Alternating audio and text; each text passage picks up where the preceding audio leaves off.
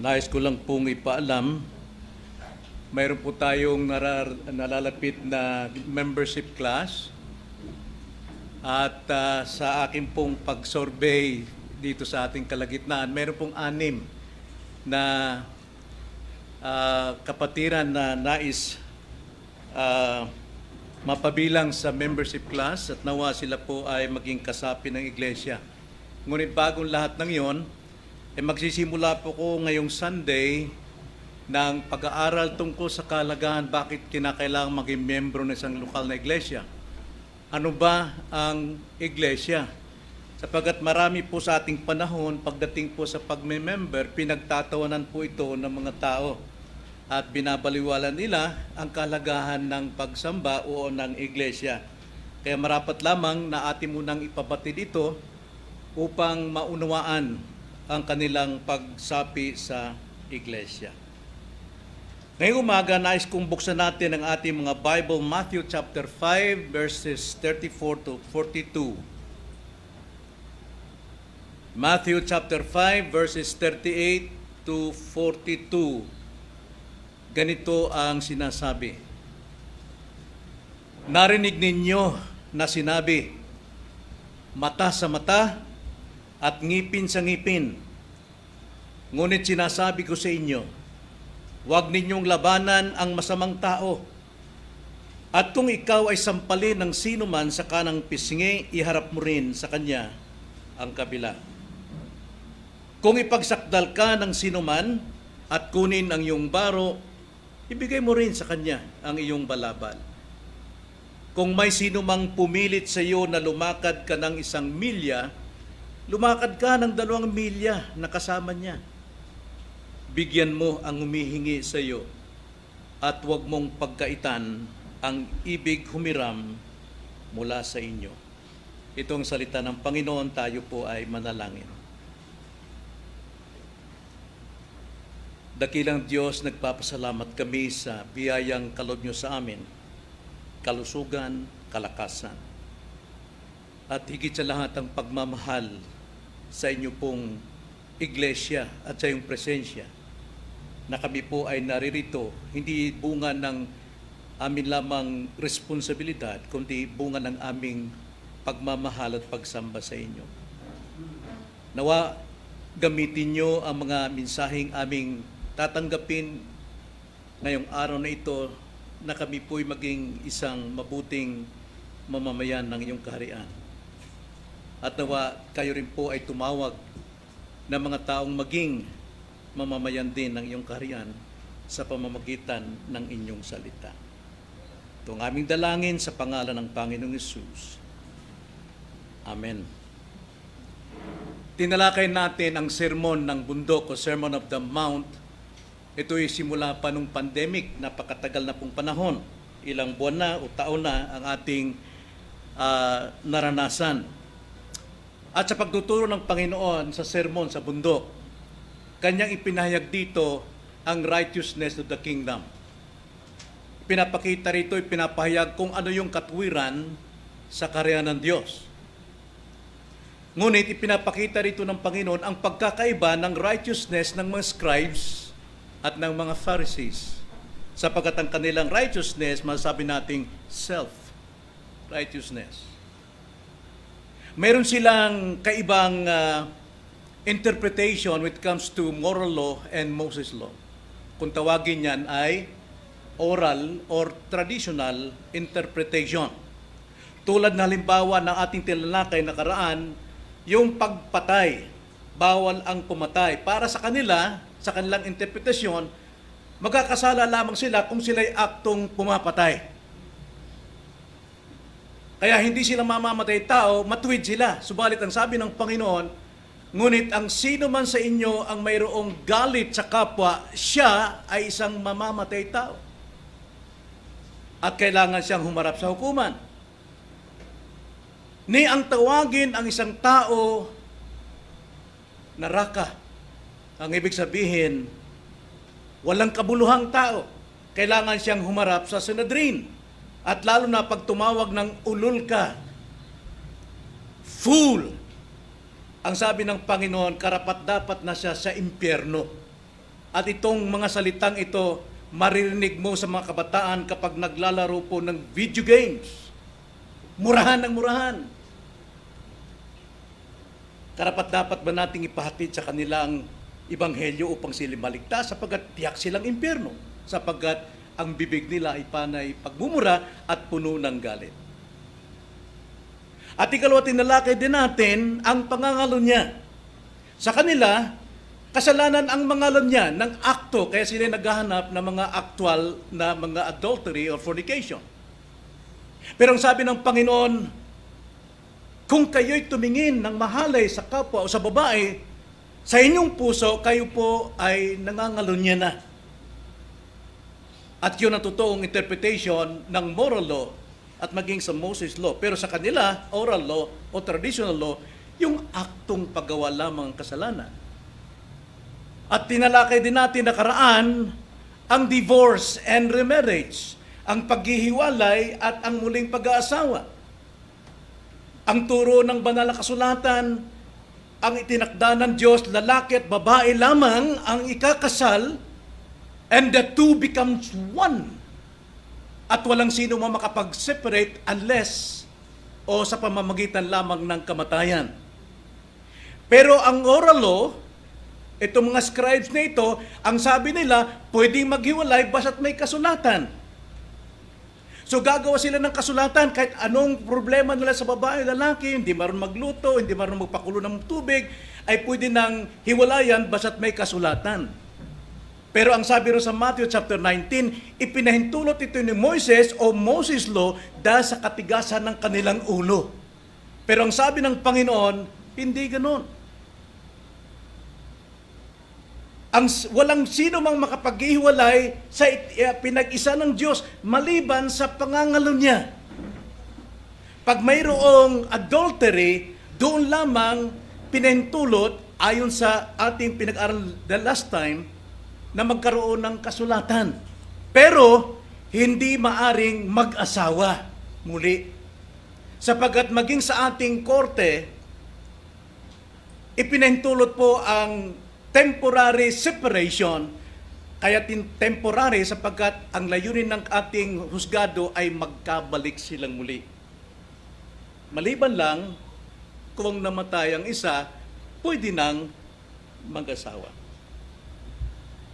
At ating ding nalaman nakaraan ang panunumpa, swearing of oath, nangako ka tapos manunumpa ka.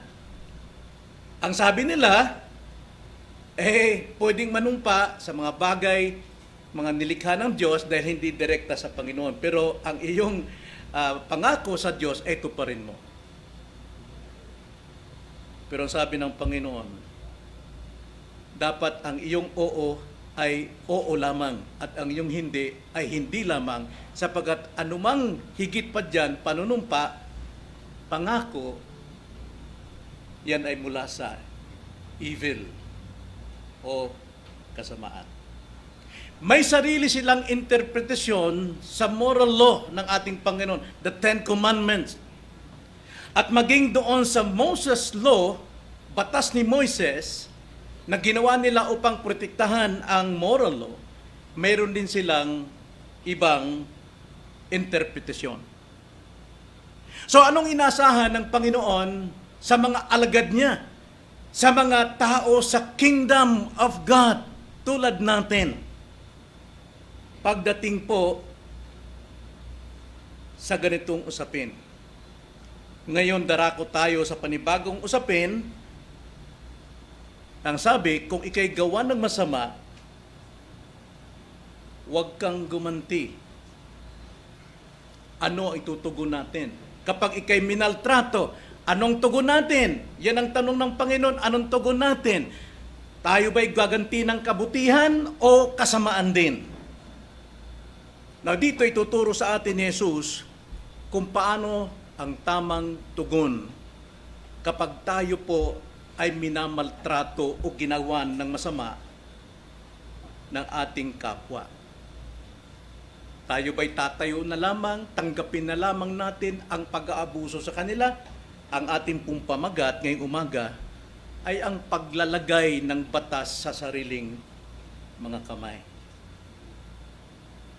personal vengeance o ang personal na paghiganti, sapagkat ito po ay nangyayari sa atin, Christians, minsan bawat sandali, araw, panahon, nagagawa rin natin. Now, tignan natin ang turo ng Panginoon tungkol sa personal na paghiganti. At ito ay makikita natin sa ating binasa, Matthew 5:38 to 42. Huwag mong ilalagay ang batas sa iyong sariling kamay. Yan ang turo ng Panginoon pagdating sa kasamaang ginagawa sa atin. Na upang maunawaan natin ito mga kapatid, dalawang bahagi lamang ating titignan. Una, tignan natin ang batas ni Moises at ang tradisyonal na interpretasyon ng mga scribes. Ikalawa ay ang proper response to evil.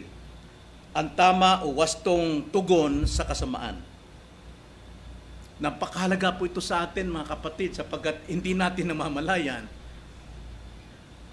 Inilalagay natin sa ating mga sariling kamay ang batas ng Diyos. So tignan natin una ang batas ni Moises at ang traditional interpretation. Ayon sa batas ni Moises sa ating binasa, sinabi ng Panginoon sa verse 38, narinig ninyo. Yan po yung batas ni Moises. Narinig ninyo. Ang alin? Ang batas ni Moises na sinasabi, mata sa mata at ngipin sa ngipin. Yan po ay Moses law. Ngunit, mayroon pa rin diyang tinatawag na traditional interpretation o oral law. Yung ginagawa nitong mga eskriba sa time ni Moises. Now, itong batas ni Moises na eye for an eye ay matatagpuan natin sa tignan natin ang mga talatang ito sa Old Testament. Like for example, Exodus chapter 21 verse 24 to 25. Ganito ang sabi, mata sa mata, ngipin sa ngipin, kamay sa kamay, paa sa paa. Ang sabi diyan, paso sa paso, sugat sa sugat, hagupit sa hagupit. Nakita nyo? Talagang kung anong masamang ginawa, dapat ang katapat ay ganon din ang kasamaan na kanyang matatanggap. Kahanay rin dito ang Deuteronomy chapter 19 verse 21. Huwag kang magpapakita ng pagkahabag. Buhay sa buhay, mata sa mata, ngipin sa ngipin, kamay sa kamay, paa sa paa. Nakikita natin ang talagang paghihiganti. Dapat patas lamang. Patas lamang, mayroong paghiganti. Pero ito po ay isang batas na pang civil courts. Ito po ay pang batas na pang bayang hukuman. Hindi para sa pangsarili na batas. Kundi ito po ay pangbayang hukuman o para sa civil courts lamang. Tanda natin, lamang. Sa kanila lang ito mailalapat, mata sa mata, ngipin sa ngipin, doon lamang ito sa korte gagawin. Tulad ng pagiging saksi, kung mali ang saksi, dapat siyang hatulan ng korte. Siya ay lilitisin. Deuteronomy chapter 19 verse 15 to 21. Ang nag-iisang saksi ay hindi mangingibabaw laban sa isang tao sa anumang kasamaan o kasalanan kanyang nagawa. Sa patotoo ng 2 o 3 saksi ay pagtitibayin ang usapan.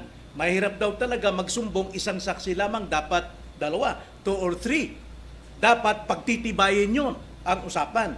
Verse 16, kung ang isang sinungaling na saksi ay tumindig laban sa kaninuman upang sumaksi laban sa kanya tungkol sa isang masamang gawa, ang 2 taong may alitan ay tatayo sa harap ng Panginoon, sa harap ng mga pari at ng mga hukom na nanunungkulan sa araw na iyon. Now, tinutukoy rito, kapag mayroon pong usapin, mayroong problema, at mayroong saksi, ito'y itudulog sa hukuman. Saksi ang Diyos at saksi din ang mga pari. Nakita nyo, maging sa pagsasaksi, pag-witness, kaya sa korte, sila po'y nanunumpa sa harapan ng tao at sa harapan ng Diyos. Pinintulot yun ng Panginoon sa ating nakaraang pag-aaral, pagsasaksi. At mismo yung nakagawa ng kasalanan, Exodus 21 verse 22 to 24. Gusto kong ilatag ito para makita natin ang kalagahan, eye for an eye and tooth for tooth. Ang sabi sa Exodus 21:22, kung mag-away ang dalawang lalaki at makasakit ng isang babaeng nagdadalang tao, na ano pat makunan at gayon may walang pinsalang sumunod, pagbabayarin ang nakasakit ayon sa iaatang sa kanya ng asawa ng babae at siya'y magbabayad ng ayon sa ipasya ng hukuman. Hukuman po ang magdideklara ng hatol. Subalit, kung may anumang pinsalang sumunod, magbibigay ka ng buhay para sa buhay. Yan ang sinabi. Mata sa mata, ngipin sa ngipin, kamay sa kamay, paa sa paa. Pero nasa loob po ng hukuman. So ito pong batas na ito ni Moises, ibinigay ito upang gabayan ang mga pari, ang mga saserdote, mga priests sa pagbibigay ng wasto at tamang hatol sa usapin. Kaya mata sa mata, ngipin sa ngipin. Yun po yun. Patas na paghahatol ng mga pari. Ngayon, tignan natin ang paanong ginawa ng mga eskriba. Paano nila ito ininterpret ng mga eskriba ng kanilang oral or traditional interpretation. Ang nangyari dito, ang kanilang interpretasyon, binibigyan nila ng katwiran ang personal vengeance. Sa kanilang interpretasyon, mata sa mata, ngipin sa ngipin, ibig sabihin, pwede nang maghiganti ang sinumang naapi. Yun ang kanilang interpretation. At ganito kadalas nilang inilalapat. Paglalagay ng batas sa sariling mga kamay. Tulad sa ating panahon ngayon. Marami pong pumapatay dahil nasa kanila ang ganitong prinsipyo. Ganti-ganti lang yan. Simula sa mga bata, hanggang sa mga kuya, hanggang sa mga nanay, hanggang sa pamilya, hanggang sa barabarangay. At alam nyo ba, nagagawa rin natin ito eh. Inilalagay natin yung batas sa ating sariling kamay. Sapagkat kapag tayo po ay nasaktan, galit agad tayo, nagmumura tayo, nagtatanim tayo ng sama ng loob. Inilalagay natin sa sarili natin. Nagnanaknak ang ating puso habang tayo umuwi, nagmumura ang ating isipan, galit na galit tayo, masama ang loob natin, inilalagay mo ang batas ng Diyos sa iyong sariling kamay. Hindi dapat ito ipamuhay ng mga anak ng Diyos. Malinis tayo, okay, dumadalo tayo, sumasamba tayo, umaawit tayo, magkipag-fellowship tayo between brothers and sisters, and yet, mayroon tayong kayugot sa Bisaya pa, kapungot, galit, puot. Kaya marami po sa atin hindi sumasamba dahil may galit tayo sa mga kapatid sa iglesia. Nainis tayo pag nakita natin sila. But in the law of God, paulit-ulit, repeatedly, ipinagbabawal ang paghihiganti o magtanim ng galit. Ni mag-isip tayo ng masama sa ating kapwa o magbalak kung anong dapat gawin. Na gusto kong tignan ito sa Law of Moses, Leviticus 19:18. Ganito ang sabi, huwag kang maghihiganti o magtatanim ng galit.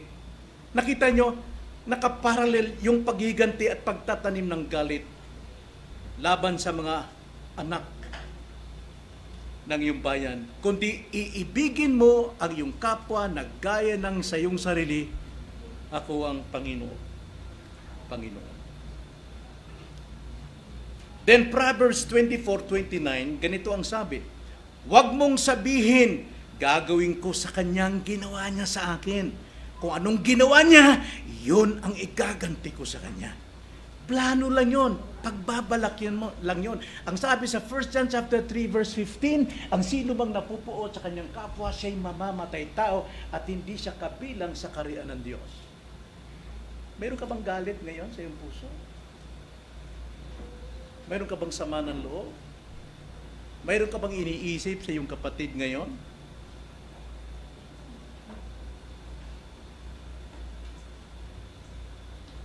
Suko natin yan, mga kapatid. Christian life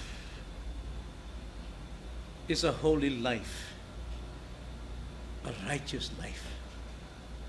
Not because we are perfect, no, because ang righteousness ni Christ ang ibinibigay sa atin. Mayroon pa tayong remaining sin, pero yung remaining sin na yan, hindi pwedeng yan ang sumakop sa atin. Dapat tayong sumasakop dyan. For without which, no man shall see the Lord. Kapwa sa Old Testament and New Testament, usaping personal na pagiganti ay dapat ipinaubaya sa Diyos at sa kanyang itinalagang ahensya. Walang iba kundi ang government, ang korte. Kaya kung mayroon tayong sakdal laban sa kapwa, legalidad, pumunta tayo ron sa korte. Pero kung Kristiyano, kailan bang hindi mananampalataya ang huhusga sa atin na mananampalataya? Ang sabi sa 1 Corinthians, tayo ay hahatol sa mga anghel, tapos tayo pahatulan ng mga unbeliever. Dapat ayusin nyo na ang inyong problema sa loob ng iglesia. Diyos lang ang ating lapitan sapagkat siya lamang katugunan. Kaya ito sinasabi ng Romans 12:19, mga minamahal, huwag ninyong ipaghiganti ang inyong sarili, kundi ipaubaya iyon sa galit ng Diyos. Now we know that God hates sin and also the sinner. Sapagkat nasusulat, akin ang paghihiganti. Ako ang gaganti, sabi ng Panginoon. Siyang gaganti. Bakit ilalagay natin sa ating kamay? Bakit nagkikimtim tayo ng galit at puot sa ating kapwa? Nagkakasala lang tayo. At ang gumagawa ng ganong kasalanan, mga kapatid, kabilang sa mga taong hindi kabilang sa kaharian ng Diyos. Pwede ba tayong malagay sa kalagayan to? Yes, because we have still remaining sin. Kapag tayo po'y namumuhay doon sa remaining sin, nalalagay tayo kasama ng mga taong wala sa kingdom of God. At yan po ay hindi maganda. Sapagkat inaanin natin ang mga consequences ng para doon sa mga hindi Kristiyano. Tayo man ay umaanin ng consequence.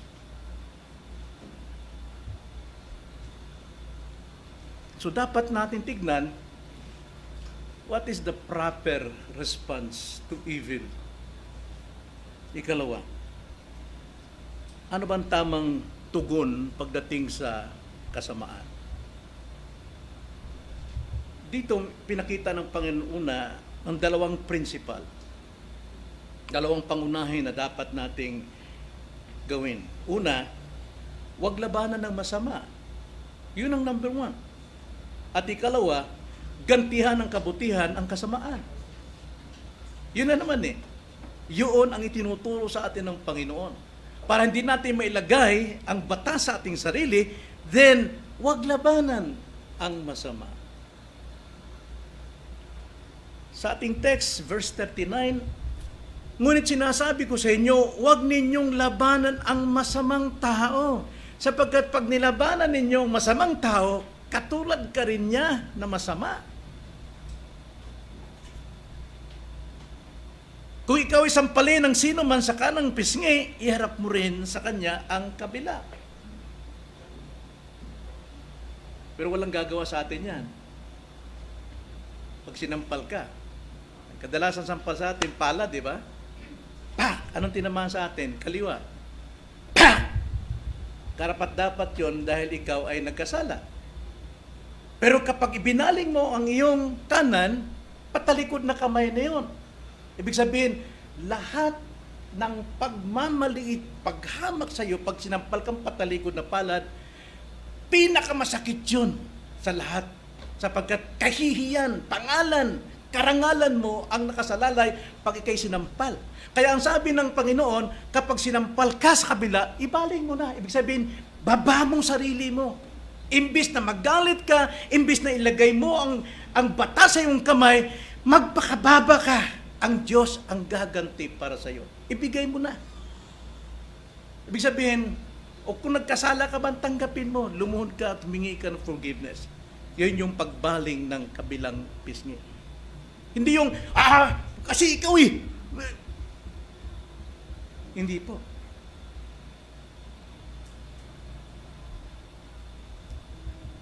Mabigat po yun pagka sinabi ng Panginoon, huwag mong labanan masama. Meaning to say, admit, ask for forgiveness. Huwag ilagay sa batas. Huwag ilagay ang batas sa iyong sariling kamay. Kundi, ang masama,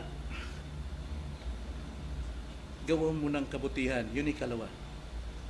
Gantihan mo ng kabutihan gawa ang ginawang masama sa iyo. 39 to 42, ganito ang sabi. Ngunit sinasabi ko sa inyo, huwag niyong labanan ang masamang tao. Kung ikaw ay sampalin ng sino man sa kanang pisngi, iharap mo rin sa kanya ang kabila. Ibig sabihin, gantihan mo ng mabuti.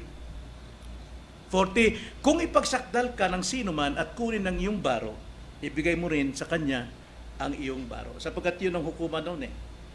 Pag walang-wala ka, para makabayad ka, yung panlabas mong baro, ibigay mo na. Pag hiningi ng yung nagreklamo sa iyo, kailangan ko ang kanyang balabal. Na gaano kahalaga ang balabal na yun? Ang halaga ng balabal noon ay kasing halaga ng iyong kondominium. Sapagkat ang balabal, proteksyon ng kanyang katawan, proteksyon sa init at lamig, proteksyon sa mga hayop na gumagapang, yun ang kanyang tahanan. Pag yan ay hinubad mo, binigyan mo siya, inilagay mo siya sa kapahamakan. Pero sabi ng Panginoon, pati panloob, bibigay mo na. Katulad din ng sinampal ka, ibaling mo ang kabila. Ibig sabihin, gantihan mo ng kabutihan. Ibaba mo ang iyong sarili. At ang sabi diyan, kung sino man ang pumilit sa iyo na lumakad ka ng 1 milya, lumakad ka ng 2 milya na kasama niya. Sapagkat noon, mga kapatid, ang mga sundalong Romano, karapatan nila na ang Hudyo na kanilang alipin, magkarga ng kanyang kargamento, halimbawa, malaking bag, kargahin niya ito na 1 milya, at pagkatapos baba niya, bahala ng sundalo ang magpapatuloy nito. Ang sabi ng Panginoon, nakarating kayo sa 1 milya, itugtong mo pa ang panibagong 1 milya. Ibig sabihin, hiyain mo ng iyong kabutihan ang gumawa sa iyo ng kasamaan. Imbes na labanan mo o ilagay mo ang batas sa iyong sariling kamay. So, inirawan dito ni Jesus ang example ng physical abuse ay gawan mo ng gawang pag-ibig. Pag-ibig ang tugon. Tulad ng ginawa ng ating Panginoon. Tulad ng ginawa sa akin, sa iyo. Dito sa mga hindi pa nakakaalam. Hindi mo ba alam na simula nung ikay magkaroon ng isip, magkaroon ka ng kalayaang kumilos, ginagawa mo na lahat ng kasalanan? Sapagkat lumalabag ka, tulad ng sanggol, nandudura sa magulang. Ang sabi sa banal na kasulatan, mga anak, magpasakop kayo, mahalin niyo inyong mga magulang, pero minumura ninyo, sinisigawan ninyo, hanggang sa iyong paglaki, kung ilang taong ka na ngayon, 24 years old ka, 24 times 1,000, kaya mo magbayaran ng kasalanan yon, karapat-dapat ng impyerno, ngunit ang Diyos, ibinigay niya si Kristo dahil sa kanyang pag-ibig. Romans 5:8. Habang tayo'y makasalanan pa, suwail pa, ibinigay ng Diyos ang kanyang bugtong na anak at ibinigay ni Jesus ang kanyang buhay alang-alang sa iyo. Ganun po magpakitang pag-ibig ang ating Panginoon. Namatay siya sa krus para sa iyo, imbis na ikaw ang mamatay dahil sa kasalanan mo. Tapos babaliwalain mo lang, pagtatawanan mo lang ang ginagawa ni Kristo, ang siniselebrate mo ay ang Christmas at naluluksa ka kapag Kwaresma. Yan ay ginagawa ng mga hypocrite sa buong daigdig na ito. Tanging totoong Kristiyano nakakilala lamang kay Kristo, may tamang relasyon sa Kanya ang nakakadama ng ganitong kadakilang pag-ibig sa atin. At yun ang nais ng Panginoon na ipakita natin sa ating kapwa, doon sa mga gumagawa sa atin ng masama. Maging sa pag-aapi sa atin ng gobyerno. Marami pong pag-aapi. Ngunit mayroong hindi maaring gawin ng gobyerno sa atin na kung tayo po ay nilalabag ang ating karapatan pagdating sa pagsamba sa Diyos.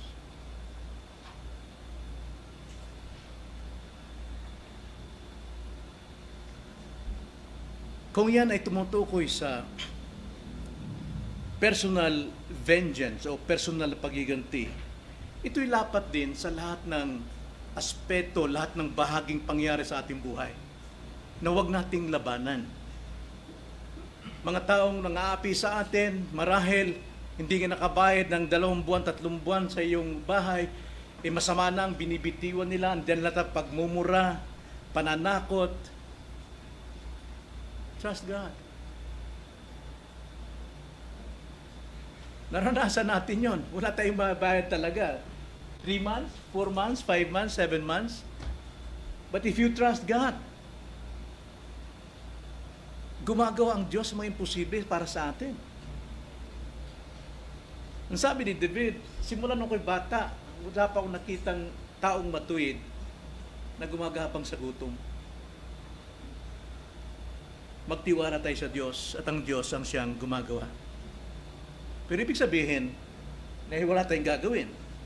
Nagtitiwala tayo sa ating mga hakbangin ng Diyos kasama nating gumagawa. So bawat kaso sa buhay natin, sa pang-aapi sa atin, sa trabaho,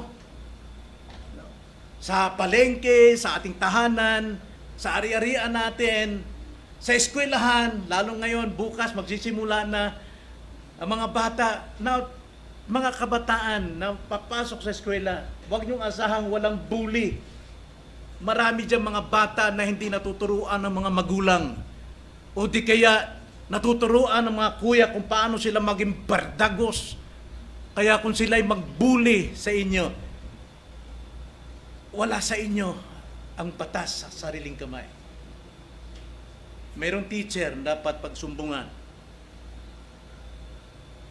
Sa halip, gawan mo sila ng mabuti. Ang sabi nga sa Romans chapter 12, ang pagkakalarawan ay ganito. Kapag sino mang sa inyo ay nagmaltrato, buhusan nyo sila ng nagliliyab na uling sa kanilang ulo. Huwag nyo iliteral yun, ha? Patayon. Ang ibig sabihin po, gawin nyo ng nagliliyab na pag-ibig sa kanila. Yun ang sinasabi ng Panginoon. Now, ang tanong, literal ba nating tanggapin ito? Why not? Oo naman. Literal natin tanggapin ito. Mayroon tayo mga ilang halimbawa sa lumang tipan na ipinapakita sa atin ng Diyos. Tulad na lamang kay Joseph. Joseph the Dreamer. Anong ginawa niya sa kanyang mga kapatid? Mga kapatid niya nagmalupit sa kanya, binugbog siya, hinubaran siya, tapos ibinenta ng isang alipin sa Ehipto. Pero anong ginawa ni Joseph? Pinatawad niya. Minahal niya. Nag-iyakan pa silang magkakapatid. May example dyan sa Bible. Like for example, David sparing the life of Saul. Di ba? Imbis nandyan na, papatayin na ni David. Sabi ng kanyang mas lalo, tama, patayin mo na. Habang dumudumi, nandyan sa likod sila si David. Pero ang sabi ni David, that's not the anointed of God. Kahit na wala siya ng Espiritu, pero anointed ng Diyos yan. Huwag niyong sasalangin. Pag-ibig ang pinairal ni David. Si Elisha,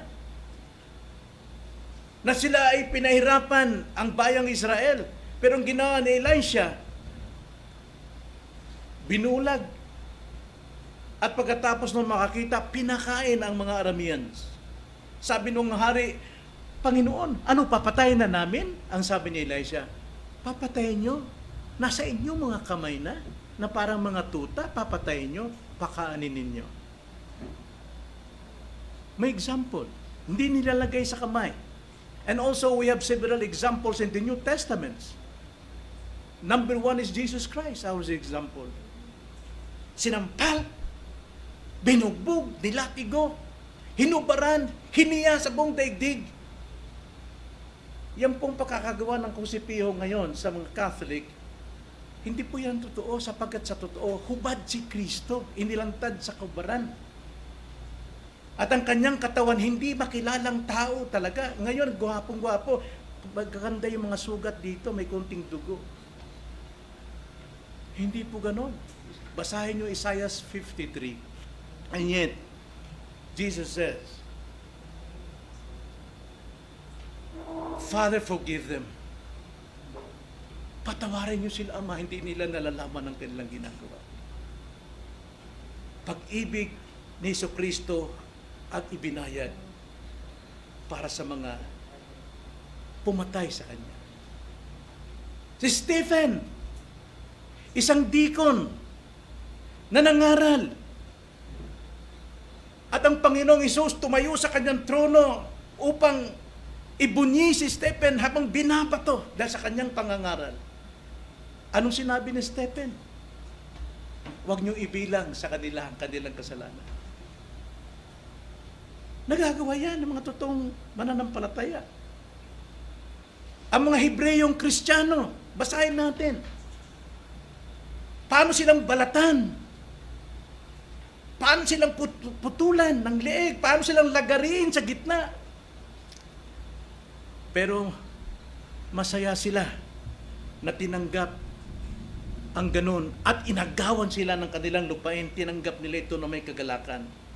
Sapagkat sila ay naglilingkod sa isang Diyos na puno ng pag-ibig, buhay mismo ng Panginoon ang ibinigay sa kanila. So mayroon tayong malinaw na teachings na bagay na ito, mga kapatid. Romans chapter 12 verse 19 to 21, ganito ang pagkakasabi.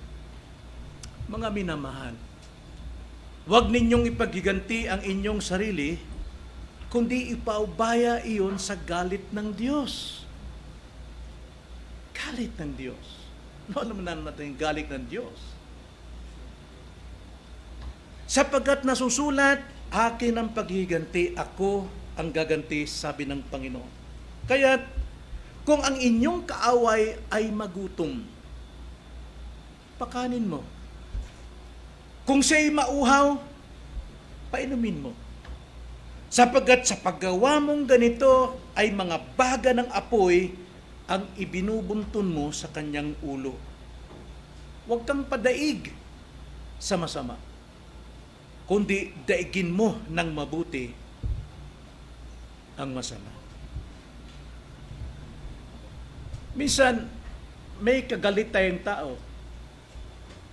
Nakukuha natin sa magandang usapan, nare-reconcile tayo.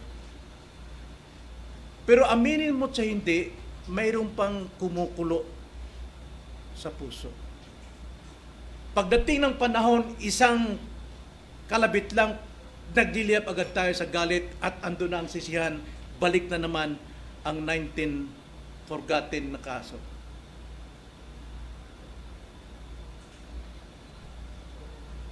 Paano natin tumbasan yun para mawala yun? Gawan mo ng kabutihan ang iyong pinatawad.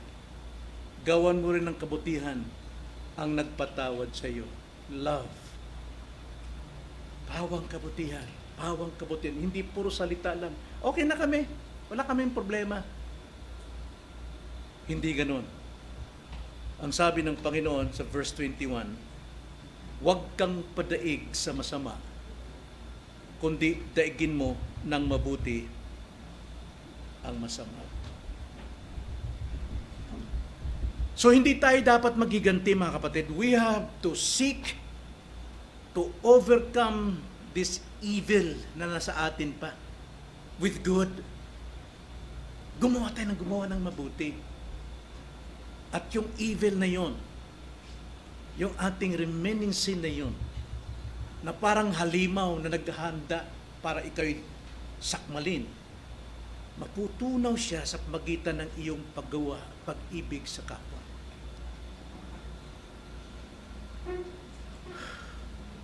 Kailangan natin pagtagumpayan ito.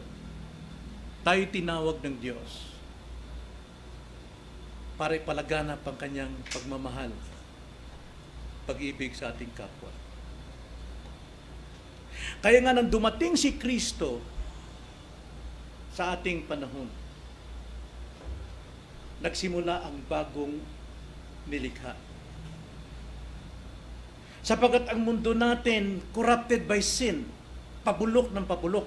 Pero pagdating ni Kristo, muli niya itong binuhay. May bagong daigdig tayo darating. At gagamitin tayo na ipalaganap ang kanyang karian sa pamagitan ng pagpapalaganap ng kanyang salita upang mahil ang land at maranasan ng lahat ang pag-ibig ng Diyos sa pamamagitan mo, pamamagitan ko. Huwag nating ilagay sa ating kamay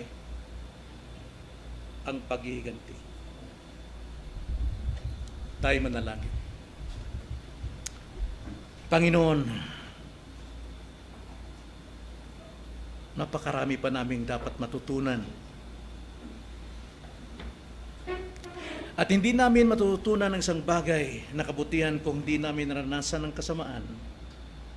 Paano kami mag-respond?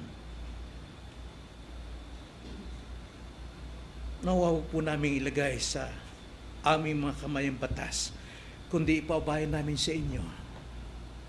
At ang aming tanging gawin ay gantihan namin ito ng kabutihan at pag-ibig, sapagat dito kami nabubuhay. Salamat sa iyong mga salita na nagbabago sa amin sa bawat araw. Ito ang aming dalangin sa pangalan ng Panginoong Hesus. Amen.